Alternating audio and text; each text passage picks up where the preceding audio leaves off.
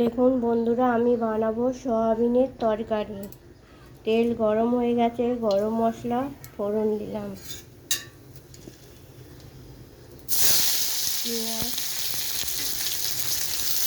দিয়ে দিলাম। পেঁয়াজ ভাজা হয়ে গেছে, দিলাম রসুন বাটা, আদা বাটা, বেশি মশলা আর টমেটো কুচি, স্বাদ মতো নুনও দিয়েছি। দেখুন বন্ধুরা, মশলা কষা হয়ে গেছে। আগে থেকে আলু আর সয়াবিন ভেজে রেখেছিলাম, সেইটা দিয়ে দিলাম।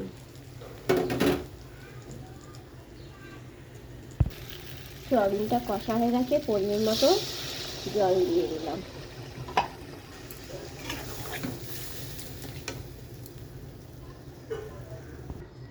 দেখুন বন্ধুরা, আমার সয়াবিনের তরকারি রেডি। এইভাবে আপনারা বানাবেন, খেতে খুব ভালো লাগে। যদি ভিডিওটা ভালো লাগে আপনারা লাইক সাবস্ক্রাইব করে দেবেন।